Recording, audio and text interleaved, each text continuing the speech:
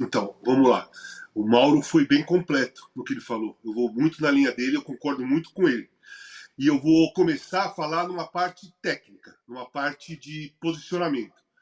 O gol que o Flamengo tomou ontem é inadmissível tomar aquele gol, porque é básico. A segunda bola, num escanteio, numa falta lateral, tem que ter sempre alguém, algum jogador ali na frente da área para não acontecer aquilo que aconteceu ontem.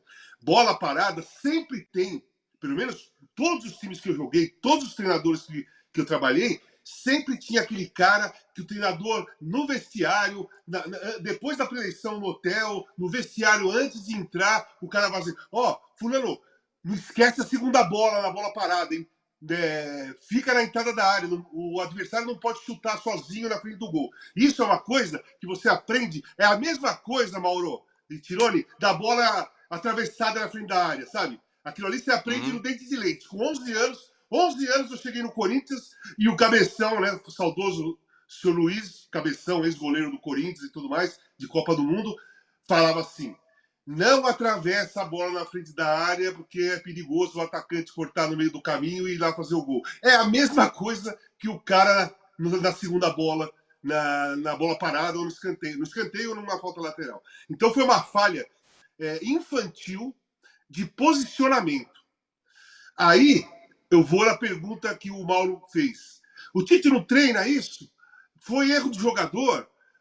Cara, assim, eu acho muito difícil o Tite não falar pro jogador ou não pegar um jogador e falar para ele que ele tem que ficar na segunda bola quando é a bola parada defensiva e ofensiva, né?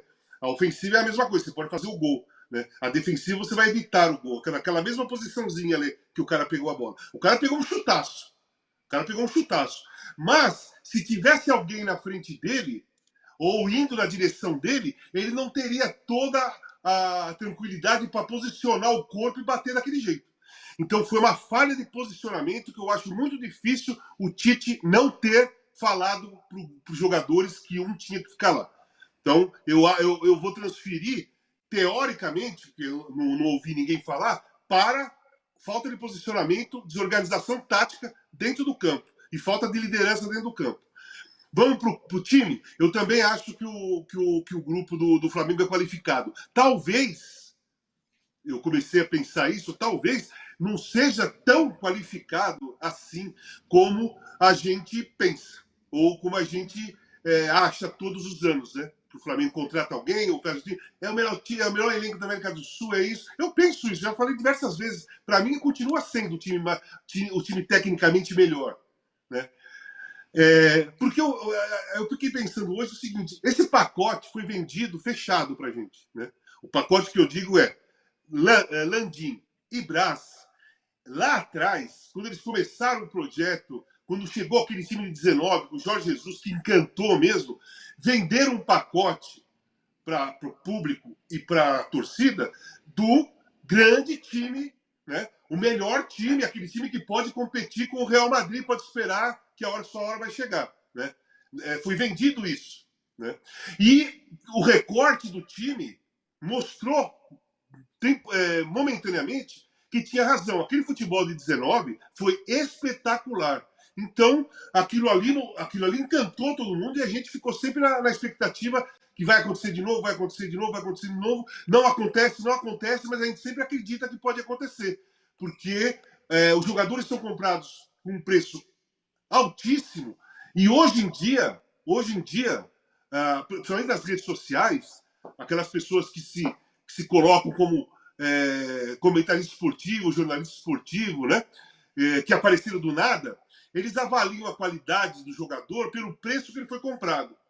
Não pelo aquilo que ele apresenta, pelo aquilo que... Tem gente que fala que o Igor Coronado era craque e nunca viu o cara jogar. O Corinthians contratou o Coronado, cara, eu vi diversas pessoas. Agora sim, contratou um cracaço. É um super jogador, é um super isso, super aquilo, ganha quase 2 milhões por mês no Corinthians, né? E não jogou em nenhuma liga grande. Então a rede social faz isso. E como todo mundo vive nas redes sociais, você acaba entrando nessa linha. Então o time do Flamengo é qualificado, mas é muito caro. Eu acho que o valor gasto com o elenco do Flamengo não condiz com a qualidade real de muitos jogadores lá, né? Eu acho que o preço foi alto e a qualidade era média, de muitos ali. Não são todos, não. Eu acho que tem muitos jogadores acima da média lá.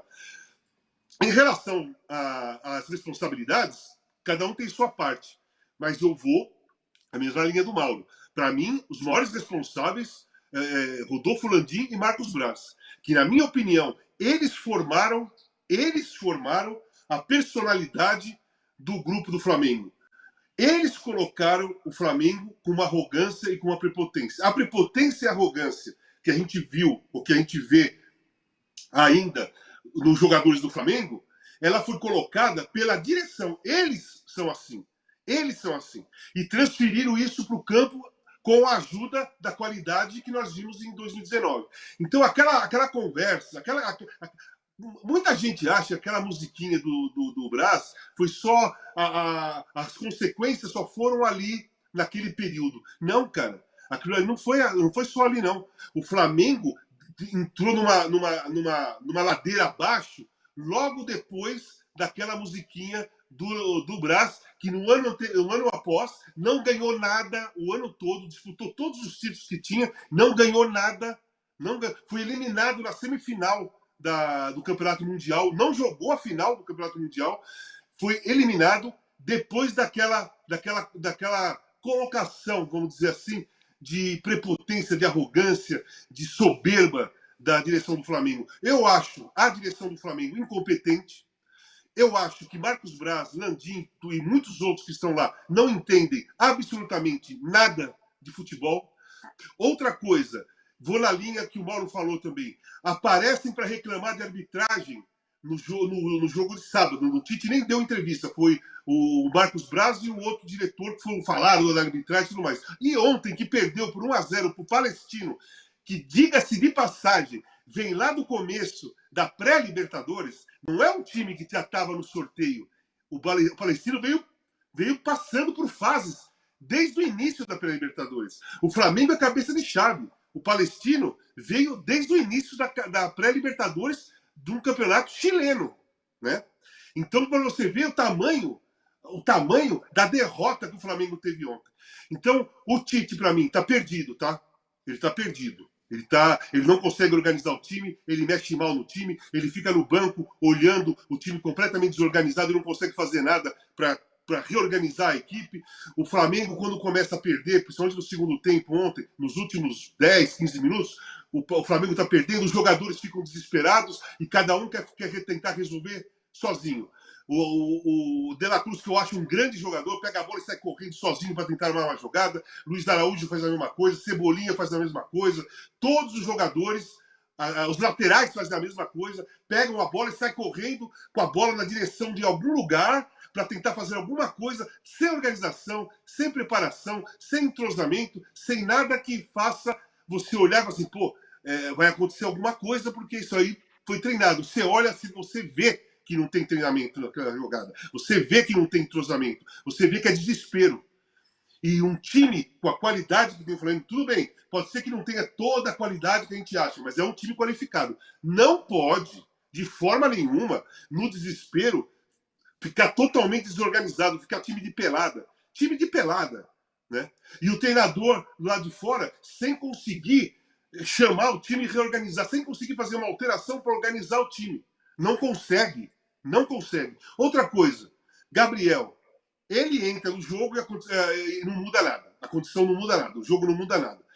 Ele foi suspenso por aquela suposta fraude no exame de doping, entrou com efeito suspensivo, voltou como herói, né? Voltou como herói, né? Aplaudido pelo elenco, festa do torcedor, né? Mas ele estava voltando com um efeito suspensivo de uma suspeita de fraude de doping. Não é que ele estava voltando da entrega da bola de ouro da FIFA, nem da France Football, para ser aplaudido. Ele estava voltando por suspeita de fraude.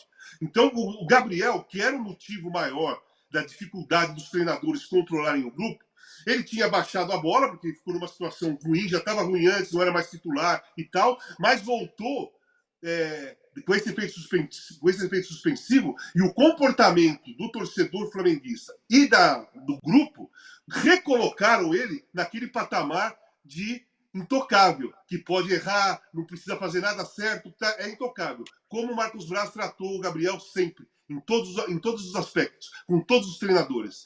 O Gabriel saía com um bico, chutava água, quando era substituído, o Marcos Braz ia lá, abraçava e saía conversando com ele, paparicando, fazendo carinho e tudo mais. Então, controlar o ambiente do Flamengo hoje em dia, para qualquer treinador, é difícil.